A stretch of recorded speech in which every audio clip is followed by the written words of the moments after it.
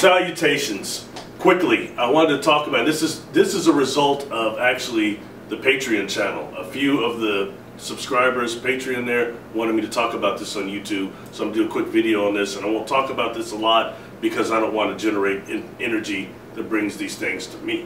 So anyway, this is about negative inorganic beings, and what I want to talk about as instead of the protections and things like that, protection techniques I talked about on Patreon. If you see that video, which is going to be much longer, it's much longer than this one. Let's talk about a little bit knowing thy enemy, which is the strategy that some of these negative inorganic beings use against us and use to feed on us. All right, and I think that this needs to be taken very seriously, because as immortal souls, we have a great deal of the creative principle that crosses us from the prime creator. The creative principle crosses us, all right, and we're quite powerful. And you know, right now, anybody that works with energy or Reiki masters or anything will tell you how much awareness is outside of our biofield.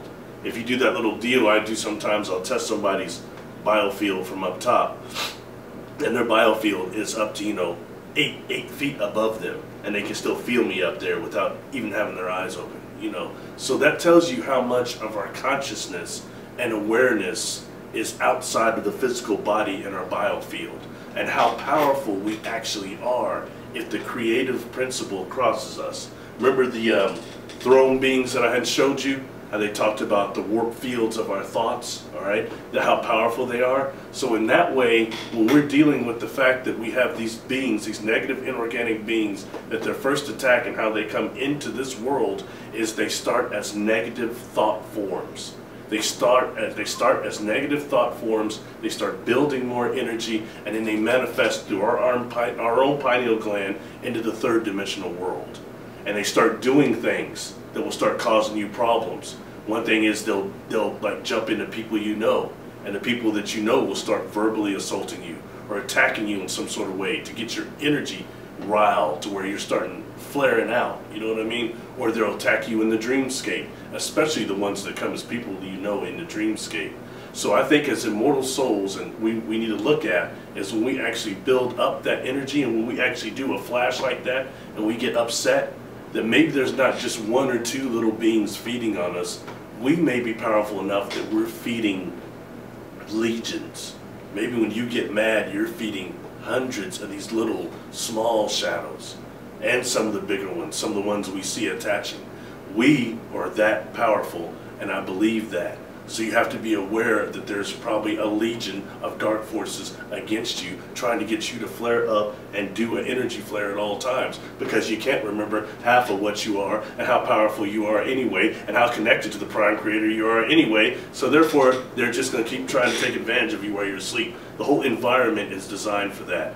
Once you get these beings into your life, all right, and especially sometimes this can occur at haunted houses also, disincarnate people, they'll do this as well to try to get you out of a house. They start coming out of the closets, they'll hide in the closets, which I think they use is what's called the Casimir effect, all right, and then they also start getting in the plumbing, big one.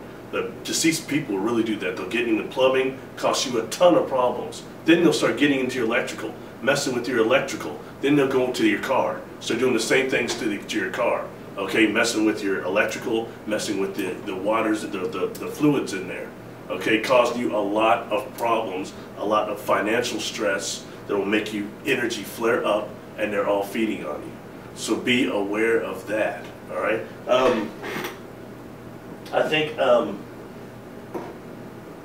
just that's the main things I want to say, is that I'm not going to go over protection much more on here, as much as it is the ways and the methods that they're using to actually jump us and to try to flare us up and to get us to do things that generate negative emotions.